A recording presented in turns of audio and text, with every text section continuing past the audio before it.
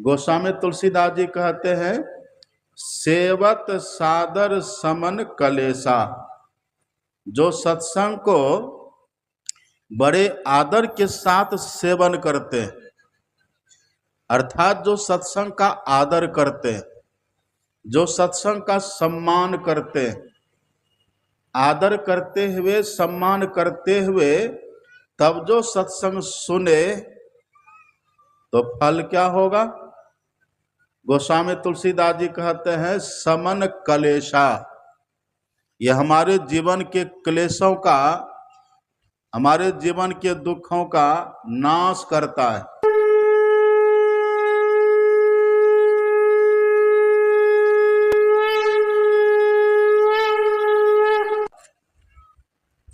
और हम लोगों का सत्संग होता कैसा है? संत मत का सत्संग होता कैसा है? यहाँ कोई भी मनगढ़ंत बातें नहीं होती। यहाँ पर जो भी बातें होती हैं सब प्रमाणित बातें होती हैं। ऐसे होगा क्या? अपने सदगुरु महाराज जी कहते हैं, आप पढ़िएगा पदावली में, अपने सदगुरु महाराज जी कहते हैं, संत मता बिनो गति नहीं, सुनो सकल दे कान। सदगुरु महाराज जी सबको संबोधित करके कहते हैं कि सब कान लगा करके सब सुनिए।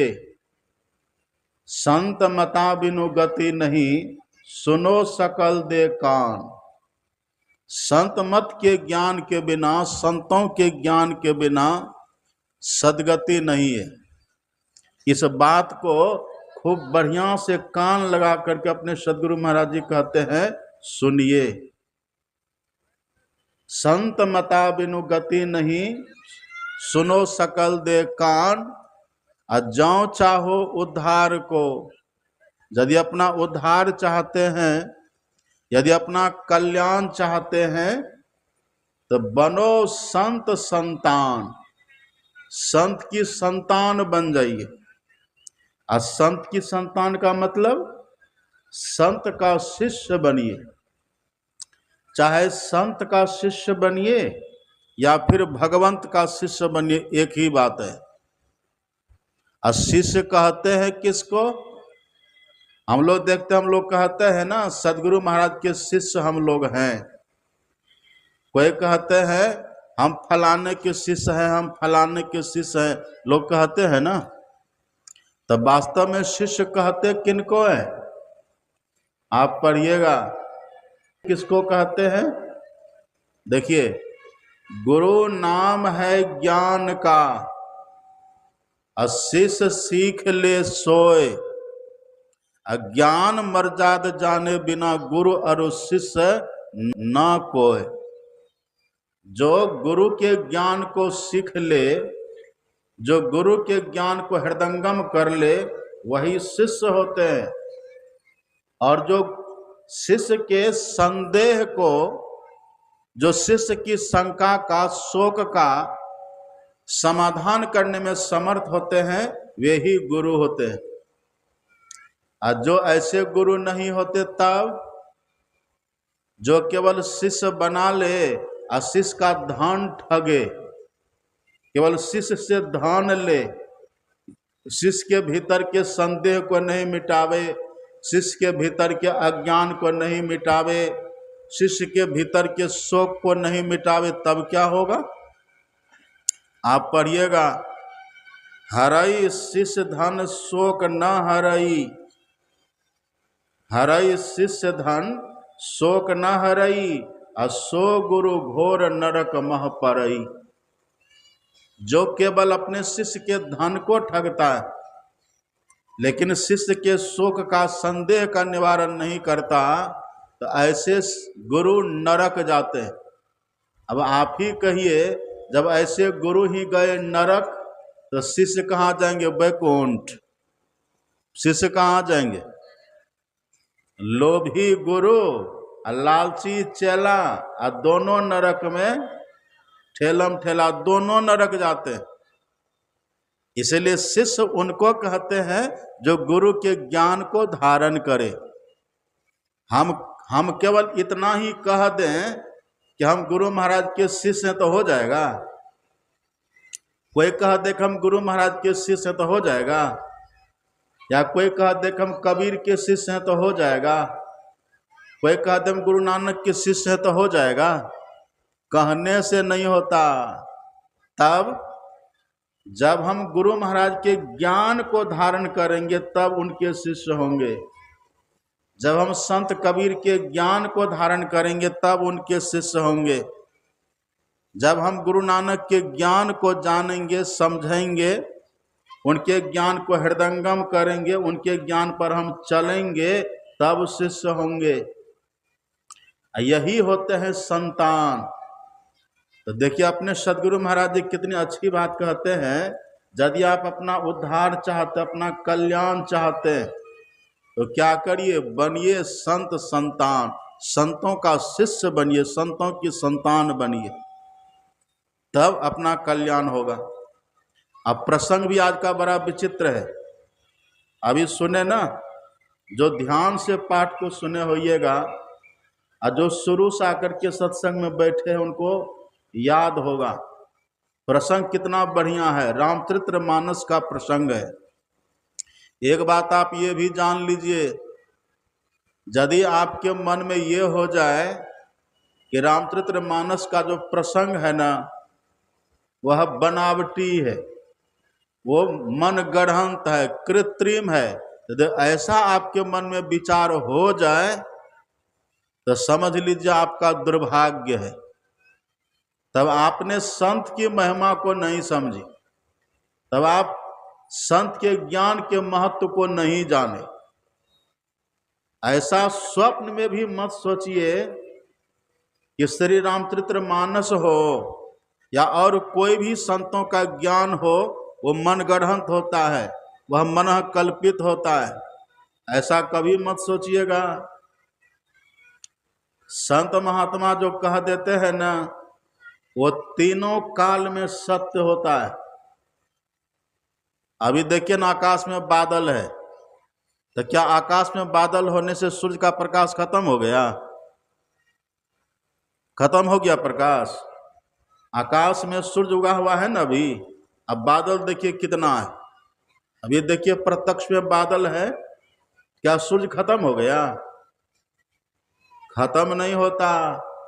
जैसे आकाश में बादल छा जाने से सूर्य खत्म नहीं होता, सूर्य का प्रकाश खत्म नहीं होता, ऐसे ही काल के अंडर रहने से, काल के जाल में रहने से, अथवा कालांतर में कभी भी, चाहे भूतकाल हो, वर्तमान काल हो कि भविष्य काल हो, भविष्यत काल हो, किसी भी काल में संतों का ज्ञान बदलता नहीं है, संतों का ज्ञान झूठा नहीं होता है, संतों का ज्ञान कटता नहीं है, अमर होता है।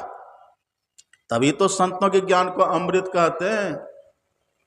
आप संत पलटू दास जी महाराज की वाणी को पढ़िएगा।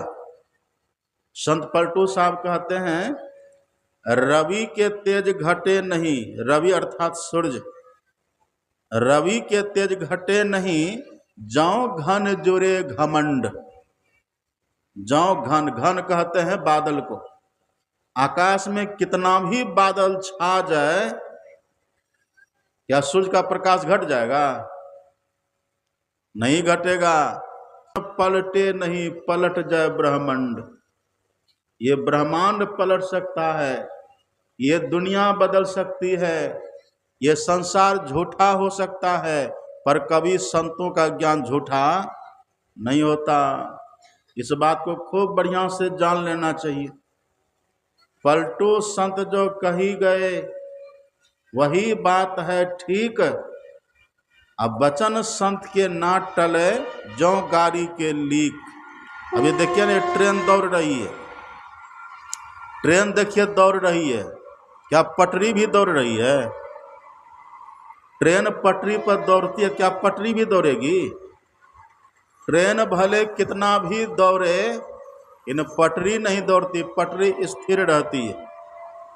ऐसे समय कितना भी बीते, समय कितना भी दौड़े, ये संसार कितना भी दौड़े, पर संतों का ज्ञान स्थिर रहता है। ये विश्वास, ये भरोसा दिल दिमाग में, हृदय में रहना चाहिए। अनुभव प्रकाश भया जिसको तिस ही की बात प्रमाण है जी। अंतर के खुली गए सब पट, पक्का उसी का ज्ञान है जी। अभी देखिए ना, अभी जो हम लोग हैं ना, हम लोग के भीतर, सबके भीतर 3 पर्दा लगा हुआ है। आंख बंद करके देखिए, अंधकार सबको दिखता है ना, अंधकार का पर्दा पहला पर्दा है। उसके पार में है प्रकाश का पर्दा, उसके पार में है शब्द का पर्दा। 3 पर्दा सबके भीतर है। और जब तक ये पर्दा के भीतर आप लोग, हम हैं ना, हम सब हैं ना, तब तक हम लोग जो कहेंगे सब बात झूठ भी हो सकती है। कुछ सच भी होगी, कुछ झूठ भी होगी। लेकिन संत पलटू दास जी कहते हैं, जिनके भीतर के 3 पर्दा समाप्त हो गया, न अंधकार है, न प्रकाश है, न शब्द है, जो निरावरण हो गया, जो बेपर्द हो गया, ऐसा जो जीव है वो ईश्वर से मिल लेता है। ईश्वर से मिल करके ईश्वरी हो जाता है। फिर वो जो कुछ कहते हैं संत बन करके, उनका ज्ञान कभी मिथ्या नहीं होता है, उनका ज्ञान अमर होता है। तो सबसे पहले तो इस बात को दिमाग से निकाल दीजिए कि गोस्वामी तुलसीदास जी महाराज का जो रामचरितमानस है ना, वह कल्पित भी हो सकता है, वह मनगढ़ंत भी हो सकता है, ऐसा नहीं है। तब क्या है? तुलसीदास जी कहते हैं, जो पुराणों में वर्णित है, नाना पुराण निगमागम सम्मतम यद रामायणे निगदितम। जो वेदों में है, जो पुराणों में है, उसी सब का निचोड़ है रामचरितमानस।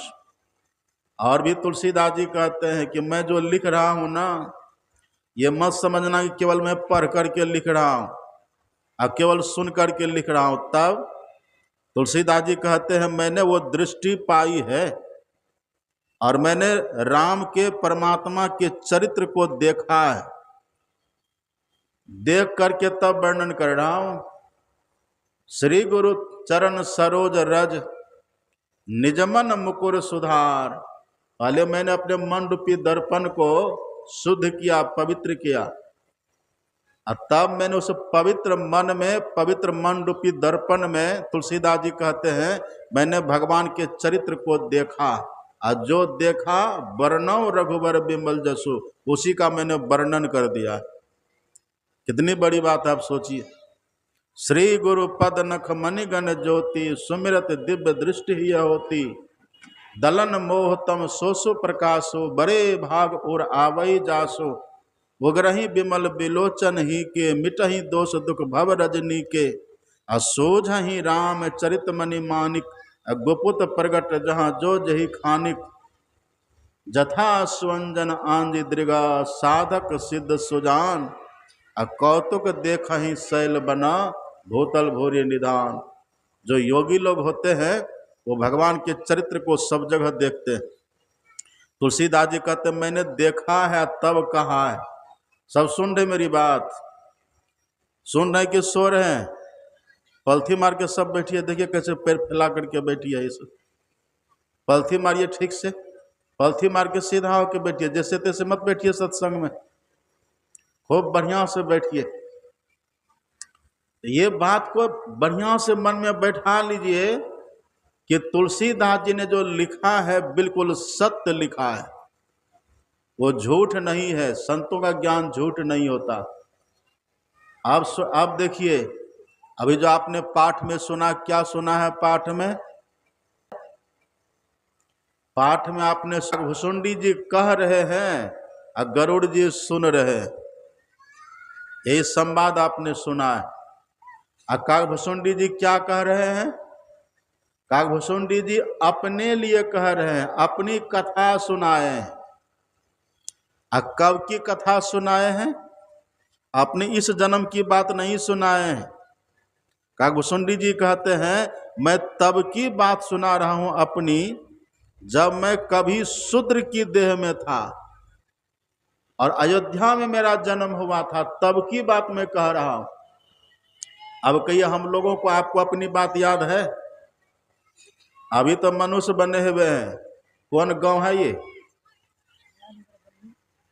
बन्नी चंडी टोला, नया नगर बन्नी है ना, अभी न इस बन्नी गांव में जन्म लिए हैं।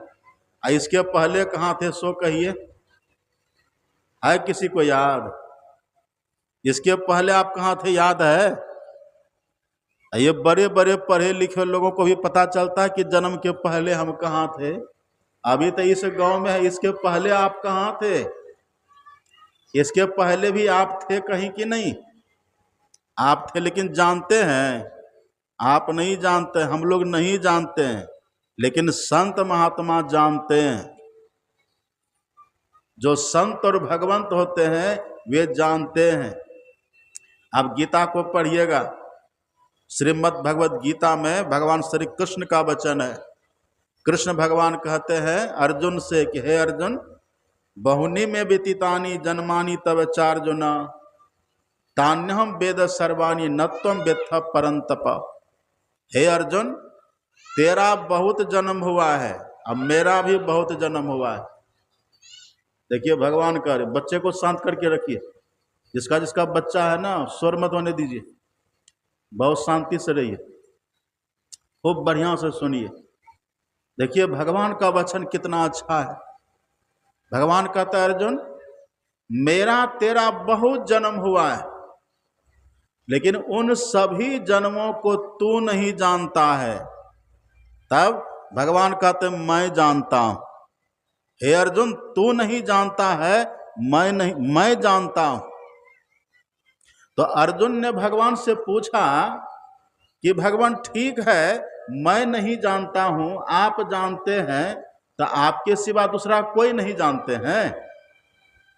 आपके सिवा दूसरा कोई नहीं जानते हैं? अपने सदगुरु महाराज जी की जीवनी को आप पढ़िएगा। एक पुस्तक हम लेकर के यहाँ आए हैं, एक पुस्तक का नाम जो हम लाए हैं ना आपके लिए, पुस्तक का नाम है महर्षि मही चरित्र चिंतन। उनको आप पढ़िएगा। अपने से सदगुरु महाराज जी ने अपने लिए क्या कहा है उसको पढ़िएगा।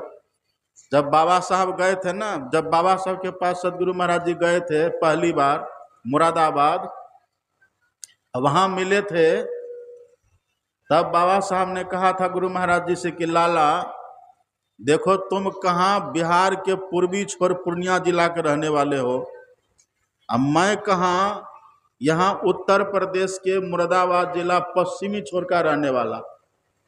इतनी दूर की फासला में मेरी तेरी मुलाकात कैसे हो गई? तब बाबा साहब ने कहा था ये पहले जन्म का संस्कार है, हम और तुम पहले भी मिले थे, इसीलिए अभी मिले। तब बाबा साहब भी जान रहे हैं ना। यहां देखिए अर्जुन ने पूछा भगवान से कि भगवान केवल आप ही इस बात को जानते हैं? आप जो कहते तान्य हम वेद सर्वाणी, उसको सबको मैं जानता हूं, दूसरा कोई नहीं जानता है? तब भगवान ने कहा हाँ जी, दूसरे भी जानते हैं। कौन जानते हैं? तब भगवान ने कहा विमूढ़ा नानु पश्यन्ति ज्ञान चक्षुषा। हे अर्जुन, जिनके पास ज्ञान की आंख है, जिनके पास ज्ञान चक्षु है, अज्ञान चक्षु का मतलब अनुभव ज्ञान, जिसको अनुभव ज्ञान है, अनुभव ज्ञान का मतलब आत्मज्ञान, आत्मज्ञान का मतलब आत्मदृष्टि जिनके पास है।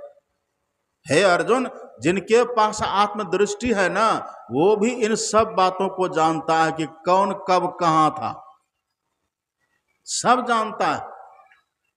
यहां देखिए, यहां तो भगवान कृष्ण कहते हैं, और ये काकभुसुंडी जी महाराज, और सुने ना अपने सदगुरु महाराज जी के जो गुरु परम संत बाबा देवी साहब, वो भी जानते थे, सदगुरु महाराज भी जानते थे।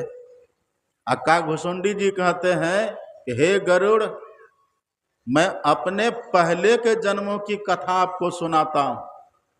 क्यों सुनाता हूं? तो कृष्ण भगवान जो कहते हैं ना पश्यन्ति ज्ञान चक्षुषा, ये काकभुसुंडी जी कहते हैं वही दृष्टि मेरे पास है। जो दृष्टि आत्मदृष्टि होती है ना, वही दृष्टि मेरे पास है, इसीलिए मैं सुनाता हूं।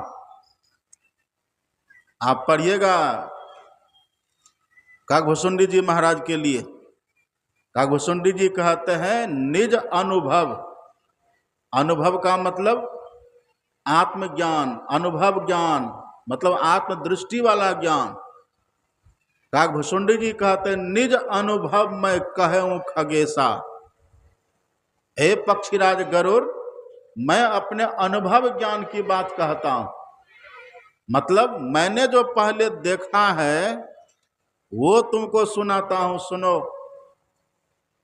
अब देखिए कहते कहते क्या कह देते हैं। कागभूषुंडी जी कहते हैं गरुड़ जी से, कवन योनि जह जन्मे नाही, मैं खगेश भ्रमी भ्रमी जग माही। हे पक्षीराज गरुड़, ऐसा कौन सा शरीर है जहां जिसमें मैंने जन्म नहीं लिया है। सब में मैं गया हूं और सब शरीरों की घटना को, सब देहों की बात को मैं जानता हूं। कौन बोल रहे हैं ये बात? पंडाल में है ना आप लोग? पंडाल में है कि चले गए? कभी कल आप जानते हैं ना, तन रहता पंडाल में, मन उड़ जाता है घर, तब बात नहीं बनेगी। देखिए कागभूषुंडी जी कहते हैं, हे पक्षीराज गरुड़, ऐसा कौन सा शरीर है जो मैंने नहीं पाया, और उन सभी शरीरों में जो घटनाएं घटित हुई, जो मैंने किया, जो मेरे साथ हुआ, कागभूषुंडी जी कहते मैं सबको जानता हूं, सब मुझे मालूम है। और शंकर भगवान के लिए आप पढ़िएगा, भगवान शंकर भी कहते हैं, उमा कहूं मैं अनुभव अपना। हे पार्वती, मैं अपना अनुभव कहता हूं। भगवान भी सभी जन्मों की, भगवान शंकर भी सभी जन्मों की बात को जानते हैं। एक बार तो भगवान शंकर के गले में जो माला है ना, नरमुंड की माला, तो पार्वती जी ने पूछा, ये जो आप माला पहने हैं ये कौन सी माला है? तो भगवान शंकर ने कहा कि नरमुंड की माला है। तो नरमुंड मतलब मनुष्य की खोपड़ी। भगवान शंकर ने कहा हाँ, तो किस मनुष्य की खोपड़ी की माला है ये? भगवान शंकर ने कहा छोड़ो नहीं ये बात, ये मत पूछो तुम। पार्वती ने कहा तब हमको वही बताइए, ये किस मनुष्य की खोपड़ी की माला है ये? तब भगवान शंकर ने कहा कि देवी, ये तुम्हारी ही खोपड़ी का माला है। पार्वती कहते मेरी खोपड़ी तो यहाँ है, मेरा मस्तक मुंडा तो मेरा यहाँ है, आप कैसे कहते मेरी खोपड़ी? तब शंकर भगवान ने कहा इस जन्म में न तुम्हारी खोपड़ी वहां है, और तुम कितनी बार जन्मी हो, कितनी बार मरी हो, तुमको पता है? हमको तो पता नहीं है। भगवान शंकर ने कहा हमको पता है, तुमको पता नहीं लेकिन हमको पता है। और देखो देवी, हमको पता ही नहीं है, हम उसके साक्षी भी हैं, हम उसके प्रमाण भी हैं। हमने तुम्हारे सभी जन्मों को देखा है, हम उसके गवाही हैं। जब जब तूने जन्म लिया तब तब मैंने देखा, जब जब तुम मरी तब तब मैंने देखा। और तुमसे हम बहुत प्रेम करते हैं ना, इसलिए जब जब तुम मरी हो तो तुम्हारे मुंड की माला बना करके हम पहनते रहे। अब देखिए यहीं पर पार्वती को संदेह हो गया। पार्वती ने कहा कि हम इतनी बार मरे और आप कभी नहीं मरे। भगवान शंकर ने कहा हम नहीं मरे। तो पार्वती ने कहा हम क्यों मर गए? भगवान शंकर ने कहा कि देवी, हम इसीलिए नहीं मरे क्योंकि हमने अमर कथा सुनी है, और तुम इसीलिए मरती हो बारंबार क्योंकि तूने अमर कथा नहीं सुनी है। देखिए अमर कथा का मतलब क्या होता है? अमर कथा किसको कहते हैं? अमर कथा यदि कोई एक बार सुन ले ना, फिर वो मृत्यु से छूट जाते हैं। अमर कथा किसको कहते हैं? आजकल के लोगों को पूछे अमर कथा किसको कहते, तो कह देता अमर कथा मतलब भागवत कथा। अमर कथा भागवत कथा को कहते हैं। अमर कथा का भाव है जो कथा कभी खत्म ही ना हो, जो कथा कभी मरे ही नहीं, जो कथा एक बार शुरू हो जाए तो सब दिन होती ही रहे, वो है अमर कथा। वो अमर कथा क्या है, ये बात हम अभी नहीं सुनेंगे आपको। ये सुनेंगे तो फिर वो प्रसंग छूट जाएगा, फिर कभी सुनेंगे अमर कथा किसको कहते हैं। अभी बस इतना जान लीजिए, भगवान शंकर ने अमर कथा सुनी तो कभी नहीं मरते, और जो भी अमर कथा को सुनेंगे वो कभी नहीं मरेंगे। आपको क्या लगता, अपने गुरु महाराज जी शरीर छोड़ के चले गए? आपको क्या लगता संत कबीर साहब मर गए? आपको क्या लगता मीरा मर गई? आपको क्या लगता माता सबरी मर गई? नहीं, ये कोई नहीं मरे हैं। इन्होंने केवल देह त्याग किया है बस। यहाँ बैठ करके सत्संग कर रहे हैं ना, ये दृश्य माता सबरी भी देख रही है, ये दृश्य संत सदगुरु महाराज भी देख रहे हैं, ये दृश्य भगवान शंकर भी सब देख रहे हैं। जो अमर है ना सब देख रहे हैं। कैसे देख रहे हैं? चश्मा लगा करके देख रहे हैं। तन बिनु परस नयन बिनु देखा, ग्रही घ्राण बिनु बास असेखा। वो हम लोग के आंख की तरह नहीं देखते, वो बिना आंख का देखते हैं और सबको देख रहे हैं। ये अमर कथा सुनने वाले महापुरुष सब हैं। ऐसे जो महापुरुष होते हैं वो अपने सभी जन्मों की बात को जानते हैं और सबके सभी जन्मों की बात को जानते हैं। देखिए ना, संत कबीर साहब कितना अच्छा कहते हैं। आप पढ़िए संत कबीर साहब की वाणी। संत कबीर साहब कहते हैं, तनधर सुखिया कोई न देखा, और जो देखा सो दुखिया हो। तो कबीर साहब से पूछा आप कब की बात कहते हैं? अब देखिए कबीर साहब कहते हैं, उदय अस्त की बात कहता हूँ। इसका मतलब क्या हुआ? भोर से लेकर शाम तक की बात कहता हूँ। हाँ, उदय का मतलब जब से सृष्टि हुई है, और अस्त का मतलब जब सृष्टि का प्रलय संहार हो जाएगा तब तक की बात मैं कहता हूं। कबीर साहब कहते मैं सबको जानता हूं। ये अमर कथा, ये जो सुनने वाले महापुरुष होते वो सब कुछ जानते हैं। ऐसे काकभूषुंडी जी महाराज भी अमर कथा सुनने वाले महापुरुष, और वो अनुभव की बात करते हैं। निज अनुभव मैं कहूं खगेशा।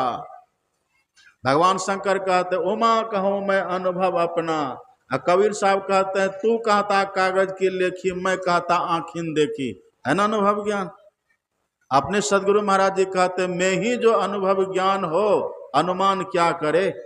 अनुभव ज्ञान हो गया, आत्मज्ञान हो गया, आत्मदृष्टि हो गई, अब कौन सा ज्ञान बचा रहेगा। अब वही देखिए, बहुत ध्यान से सुनिए, बहुत ध्यान से एकाग्र होकर के सुनिए। काकभूषुंडी जी कहते हे गरुड़ जी, मैं अपने एक जन्म की कथा आपको सुनाता हूं। कहा क्या सुनाइएगा? सुनाइए। तब काकभूषुंडी जी कहते कि सुनो, एक जन्म में मैं एक बार हर मंदिर गयूं और जपत रहूं शिव नाम। हर मंदिर किसको कहता है? हर मंदिर का मतलब, हर मंदिर का मतलब शिवालय। हर मंदिर कहते हैं शिवालय को। तो काकभूषुंडी जी कहते हैं हे गरुड़ जी, एक बार मैं शिवालय गया हुआ था। शिवालय का मतलब शिव मंदिर।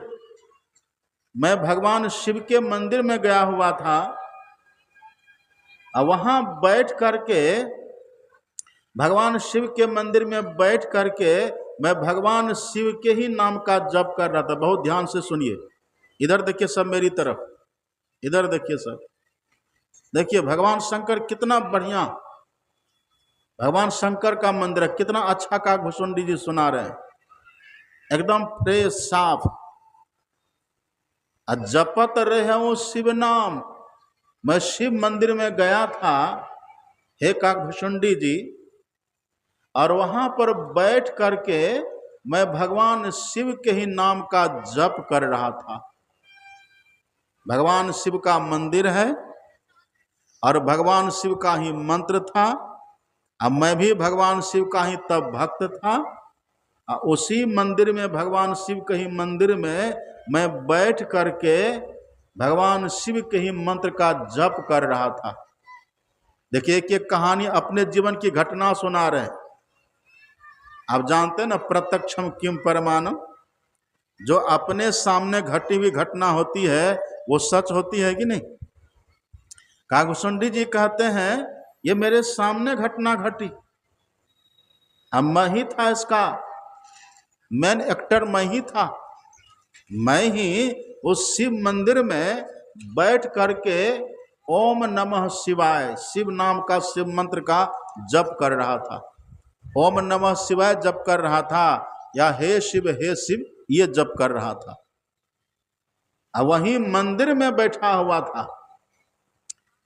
अब उसी समय क्या होता है, जो मेरे संत सदगुरु महाराज थे, जिन्होंने ये दिव्य ज्ञान मुझे दिया था, जिनकी कृपा से ज्ञान मुझे हुआ था, वो मेरे संत सदगुरु महाराज उधर से चले आ रहे थे। File recovery, photo recovery.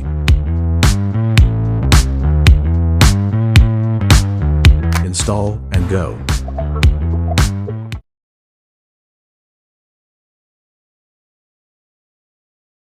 कभी ट्रेडिंग में ऐसा हुआ है कि प्रॉफिट बढ़ेगा ये सोच के आपने वेट किया, लेकिन डे एंड तक आपका P&L ग्रीन से ज्ञान मुझे हुआ था, वो मेरे संत सदगुरु महाराज उधर से चले आ रहे थे। देखिए अपने जीवन की घटना बता रहे हैं। मैं शिव मंदिर में बैठा हुआ था, अब बैठ करके शिव मंत्र जप कर रहा था। उसी समय उधर से मेरे सदगुरु महाराज, मेरे संत सदगुरु महाराज जी वो चले आ रहे थे, और मैंने उनको देखा भी। मैंने देखा कि मेरे गुरु महाराज आ रहे हैं, लेकिन मैंने उठ करके उनको प्रणाम नहीं किया। क्यों मैंने प्रणाम नहीं किया? क्योंकि मेरे मन में हुआ, जब मैं भगवान के ही मंदिर में बैठा हुआ हूं। देखिए भाव समझिए खूब बढ़िया से हृदंगम करिए बात। कागभूषुंडी जी कहते मेरे मन में हुआ, जब मैं भगवान शंकर के ही मंदिर में बैठा हुआ हूं, और जब मैं भगवान के ही नाम का जप कर रहा हूं, अब मैं भगवान का ही भक्त हूं, तो जब भगवान के नाम का ही जप कर रहा हूं, तो ये तो मनुष्य है ना। मनुष्य के आने से ये भजन करना छोड़ करके उनको प्रणाम करना ये कोई जरूरी तो नहीं है। सुन रहे बात? सुन रहे ना सब? यही बीमारी है सबके भीतर में। देखिए हम भगवान का नाम तो ले ही रहे, अब ये मनुष्य के आने के बाद मनुष्य को प्रणाम करना कोई जरूरी है? मनुष्य अब क्या कह देते हैं? मनुष्य। कागभूषुंडी जी कहते मनुष्य को, इस मानव को, इस आदमी को, इनको प्रणाम करना कोई जरूरी है? जब हम भगवान को पूज रहे हैं, इस मनुष्य को प्रणाम करने की क्या जरूरत है? देखिए हमसे भूल कहाँ होती है।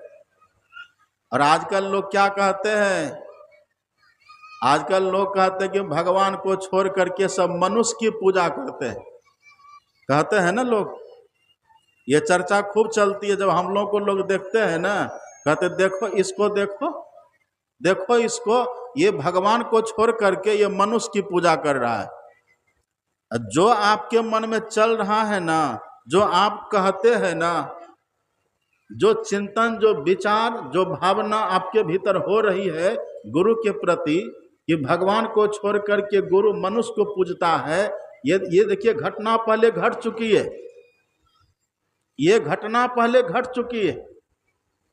जो संदेह आपके मन में चल रहा है, जो भ्रम आपके मन में चल रहा है कि भगवान शिव को छोड़ करके मनुष्य की पूजा, भगवान राम को छोड़ करके मनुष्य की पूजा, भगवान कृष्ण को छोड़ करके मनुष्य की पूजा, भगवान विष्णु को छोड़ करके मनुष्य की पूजा, भगवती दुर्गा को छोड़ करके मनुष्य की पूजा, भगवती काली को छोड़ करके मनुष्य की पूजा, आप लोग कहते हैं ना। ये जो आपके मन में चलता रहता है, ये घटना पहले घटी है। इसका देखिए फल क्या होता, बहुत ध्यान से सुनिएगा। उठक बैठक में जो लगे हैं ना, वो तो बस ऐसे, उसको कुछ पलना पड़ने वाला नहीं है। जो श्रद्धा से बैठ करके एक टक सुन रहे हैं। देखिए ये घटना पहले घट चुकी है। गुरु आयु अभिमान ते, कागभूषुंडी जी कहते मेरे गुरु महाराज आए, अभिमान ते, अभिमान का मतलब अहंकार, मान की भावना, मान मतलब हमने कुछ मान रखा है। क्या मान रखा है? जब भगवान की पूजा हम कर ही रहे हैं तो मनुष्य की पूजा करना कोई जरूरी है? मनुष्य को प्रणाम करना कोई जरूरी है? इसीलिए कागभूषुंडी जी कहते हैं कि मैंने उठ करके प्रणाम नहीं किया। अब देखिए इसका फल क्या होता है। कागभूषुंडी जी कहते हैं मैंने प्रणाम नहीं किया, तो गुरु महाराज को जरा सा भी दुख नहीं हुआ। कोई गुरु महाराज बने आपसे प्रणाम करवाने के लिए, कोई संत बने हम लोगों से प्रणाम करवाने के लिए।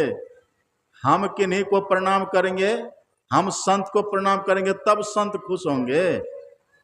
संत को हमारे प्रणाम की जरूरत नहीं होती। जो सच्चे सदगुरु होते हैं, महापुरुष संत होते हैं ना, उनको आप प्रणाम करिए कि नहीं करिए, उनको कोई फर्क नहीं पड़ता, कोई अंतर नहीं पड़ता। आप उनको माला पहना दीजिए तब भी ठीक है, आप भाला मार दीजिए तब भी ठीक है। परिणाम आपको जो हो, पर उनको कोई फर्क नहीं पड़ता है। आप उनको फूल चढ़ा दीजिए तब भी ठीक है, और उनको सूल भोंक दीजिए तब भी ठीक है। परिणाम आपके साथ जो हो, पर उनको कोई फर्क नहीं पड़ता है।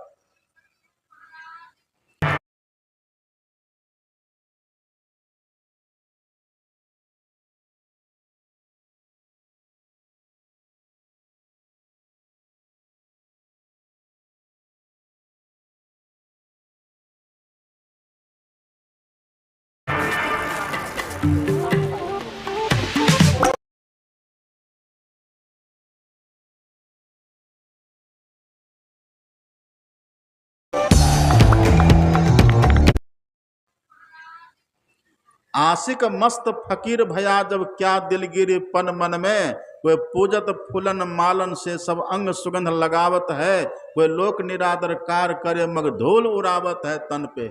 आप उनके देह पर धूल दे दीजिए कि फूल दे दीजिए कि सूल भोंक दीजिए, उनको कोई फर्क नहीं पड़ता है। आपके साथ जो होने का वो तो होगा, पर उनको कोई फर्क नहीं पड़ता है। यही देखिए कागभूषुंडी जी कहते हैं, हे गरुड़ जी, जब मेरे सदगुरु महाराज जी आए, वो केवल गुरु नहीं थे, वो सदगुरु थे। केवल सदगुरु ही नहीं थे, वो संत सदगुरु थे। गुरु की बात, गुरु तो कोई हो सकता है, एक अक्षर कोई बतला दे वो भी गुरु हो सकता है। यहाँ से खगड़िया जाने का रास्ता कोई बता दे वो भी गुरु हो जाते हैं। क ख कोई पढ़ा दे वो भी गुरु हो जाते हैं। गुरु तो कोई हो सकते हैं। दत्तात्रेय ने तो कहा कि कबूतर भी मेरा गुरु है, सांप भी मेरा गुरु है। दत्तात्रेय जी महाराज ने हाथी को अपना गुरु कह दिया। गुरु तो कोई हो सकता है, लेकिन संत सदगुरु कौन होंगे? संत सदगुरु सब नहीं होते। संत सदगुरु कागभूषुंडी जी कहते हैं वो मेरे संत सदगुरु थे, और संत सदगुरु के आने पर उनको मैंने प्रणाम नहीं किया। फल क्या हुआ? वे कहते हैं सो दयालु नहीं कहे वो कछु। बड़े दयालु थे गुरु महाराज, उन्होंने मुझे कुछ भी नहीं कहा। लेकिन अब इधर देखिए क्या होता है, बहुत ध्यान से सुनिए। इधर क्या होता है? गुरु अघ अति अपमानता। गुरु महाराज का जो अपमान किया, क्या अपमान किया? उनके आने पर प्रणाम नहीं किया। अब क्या सोच करके प्रणाम नहीं किया कि जब भगवान की पूजा हम कर ही रहे हैं तब मनुष्य को प्रणाम कोई जरूरी है करना? यही हो गया महापाप। गुरु अघ अति अपमानता, सही न सके वो महेश। जो भगवान का मंदिर है, जिस भगवान के मंत्र का वो जप कर रहे हैं, जिस भगवान के वो भक्त हैं, ये भक्ति जिन्होंने सिखाई, वो संत सदगुरु जब आए तो उनको ये सोच करके प्रणाम नहीं किया कि इस मनुष्य को प्रणाम करना कोई जरूरी, जब भगवान की पूजा हम कर ही रहे हैं। फल क्या हुआ? भगवान शंकर को बर्दाश्त नहीं हुआ। सुन रहे बात? भगवान शंकर को बर्दाश्त हुआ? क्या बर्दाश्त नहीं हुआ? संत सदगुरु को जो मनुष्य जान करके प्रणाम नहीं किया, ये क्या हुआ? अति अघ। अघ कहते हैं पाप को। अति मतलब बड़ा पाप। ये सबसे बड़ा पाप हो गया। क्या? गुरु अपमानता, गुरु महाराज का अपमान। तो भगवान शंकर को क्या हुआ? सही न सके वो महेश। ध्यान से सुनिए, क्यों सहन नहीं किया भगवान शंकर? तब तो आपको याद होगा। अब तो लोग ऐसे हैं जो ग्रंथ को मानते भी नहीं, ग्रंथ को पढ़ते भी नहीं। लोग ऐसे अब हो गए हैं। और जो ध्यान से अभी सुने होइएगा पाठ को याद होगा। काकभुसुंडी जी क्या कह रहे हैं? ये मनुष्य है, हम इनको क्यों प्रणाम करें जब भगवान की पूजा हम कर ही रहे हैं। लेकिन जिस भगवान की वो पूजा कर रहे थे, उस भगवान ने क्या कहा? सो सुने पाठ में भगवान शंकर ने क्या कहा? भगवान शंकर ने कहा, आपने सुना, मानहु संत। हे काकभुसुंडी, जिस संत सदगुरु को तुम मनुष्य मानते हो ना, मानहु संत अनंत समाना। हे काकभुसुंडी, मनुष्य को तुम, संत सदगुरु को तुम मनुष्य मत मानना। तब क्या मानना? अनंत समान मानना। मानहु संत अनंत समाना। संत को, संत सदगुरु को तुम मनुष्य मत मानना। यदि मनुष्य मानोगे ना, ये बहुत बड़ा दोष होगा। कौन बोल रहे ये बात? बोल रहे हैं। अच्छा, यदि हम संत सदगुरु को मनुष्य मान लेंगे तब क्या होगा? फल क्या होगा? फल क्या होगा? हे भगवान, ये सब सत्संगी हैं। आगे बैठते हैं, कैसे कैसे करते देखिए, ड्रामा बना के रखे हैं ये लोग। क्या कह रहे थे हम? और किसी को उठने का मन है? और किसी को उठने का मन है? छटपट छटपट काहे करते हैं? आप तो ऐसे बैठे हैं सत्संग, जैसे लोग, जैसे मास्टर ने बच्चे को घेर के रखता है विद्यालय में, आप वैसे बैठे हुए हैं। दौ खोज खोज के सब भाग रहे हैं। क्या कह रहे थे हम? हमने प्रातः काल ही कहा था, जब सत्संग में आइए तो तैयारी करके आइए, उतना ही भोजन करिए कि बीच में उठना न पड़े, उतना ही पानी पीजिए कि बीच में उठना न पड़े। हम कहे थे ना, उतना काम धंधा करके आइए घर से कि बीच से उठना न पड़े। आप फिर भी चश्मा पहन करके उठ करके जा रहे हैं। आपको क्या लगता है यहाँ केवल हम ही लोग सत्संग कर रहे हैं? यहाँ बहुत संत महापुरुष हैं, हम लोग को भले दिखते नहीं हैं। यहाँ देवी देवता विराजमान है। अगर देवी देवता संत महापुरुष यहाँ नहीं होते ना, तो इतनी शांति क्यों विराजती यहाँ? कारण क्या है? तो खा मखा उठक बैठक मत करिए। ये मंच वाले भी देखिए उठ के चले गए, तो फिर अभी आए, अब दोबारा नहीं उठिएगा, ठीक है ना? उठिए नहीं कोई बीच में, अब बैठे रहिए आराम से।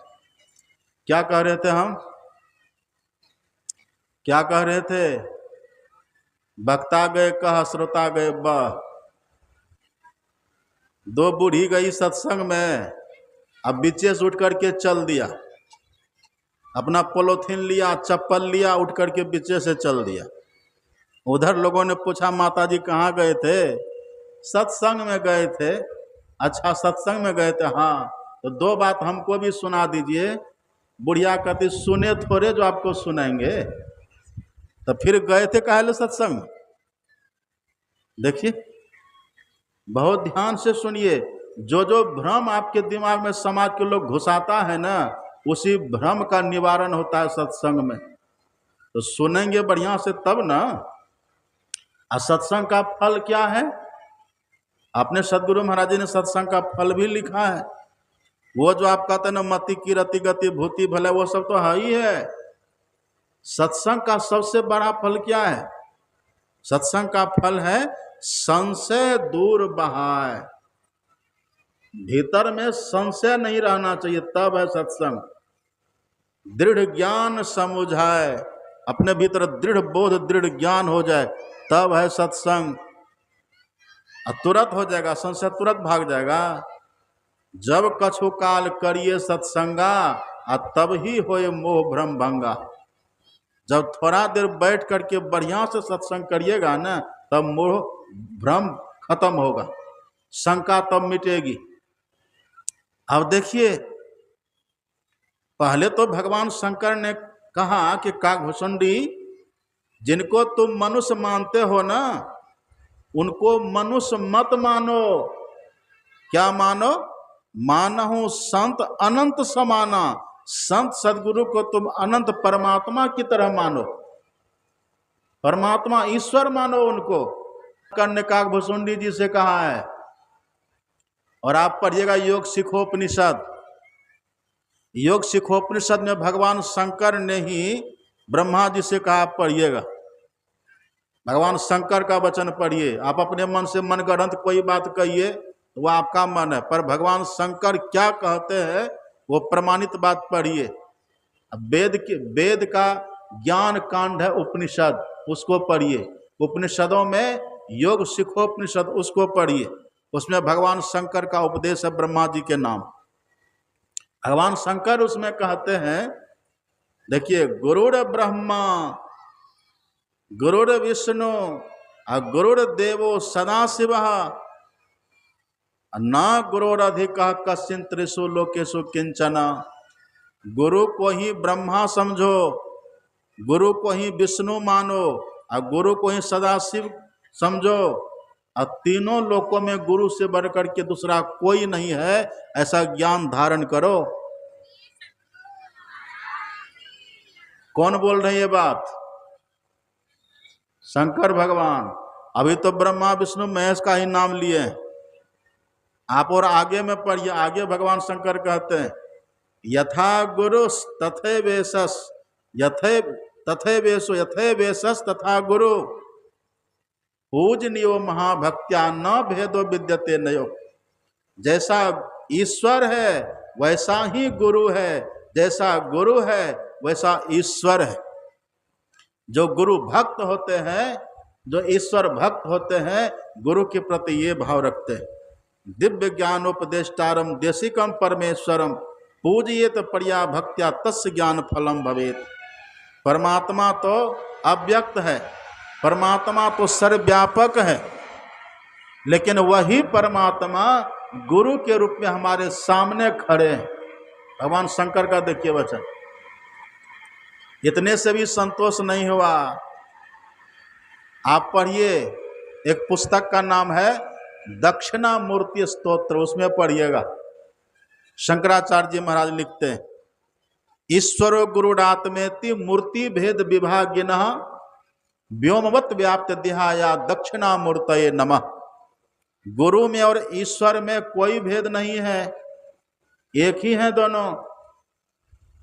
ऐसा भेद दृष्टि जिसकी खत्म हो गई है, अभेद भाव जिनके भीतर हो गया है, वो सच्चे भक्त होते हैं। तो यहां भगवान शंकर काकभुसुंडी जी से कहते कि हे काकभुसुंडी, मानहु संत अनंत समाना। तुम संत को अनंत अर्थात परमात्मा की तरह मानो। अब सुनिएगा, ध्यान से सुनिए। अब कबीर साहब से किसी ने पूछा कि कबीर साहब, जैसे भगवान शंकर कहते उमा कहो मैं अनुभव अपना, वैसे तो आप भी कहते हैं मैं कहता कागज की लेखी, आप भी तो अनुभव की बात करते हैं। तो आप हमको कृपा करके बतलाइए, यदि गुरु को कोई मनुष्य समझे तो उसका फल क्या होगा? अब गुरु को समझना क्या चाहिए सो बताइए, हम सो हमको समझा करके कहिए। तब संत कबीर साहब ने उत्तर देखा कि सुनो। तब संत कबीर साहब कहते कि देखो, गुरु को मानुष जानते, जो गुरु को मनुष्य समझता है, गुरु को मानुष जानते ते नर कहिए अंध। जो व्यक्ति गुरु को मनुष्य मात्र समझता है ना, तो कबीर साहब कहते समझ लो वो अंधा व्यक्ति है। अंधा मतलब क्या? ज्ञानहीन व्यक्ति है, आत्मज्ञानहीन व्यक्ति है, ब्रह्म ज्ञानहीन व्यक्ति है। ये पुस्तकीय ज्ञान से क्या होगा? वह आत्मज्ञानहीन व्यक्ति है जो गुरु को मनुष्य समझता है। और ऐसे जो व्यक्ति होते हैं ना, कबीर साहब कहते हैं यदि ऐसा कोई गुरु को मनुष्य माने तो इसका फल क्या होगा? कबीर साहब कहते हैं महादुखी संसार में वो जब तक जिएगा सुख से कभी नहीं जिएगा। जो संत सदगुरु को मनुष्य की तरह मानता है ना, कबीर साहब कहते वो सुखी कभी नहीं होगा जीवन में। महादुखी संसार में वो सब दिन दुखी रहेगा और अंतिम में क्या होगा? आगे जम का फंद, अंतिम में उसको जम का फंदा भी लगेगा। देखिए कितना बड़ा परिणाम है। गुरु को मानुष जानते ते नर कहिए अंध। महादुखी संसार में आगे जम का फंदा पड़ जाएगा उसको।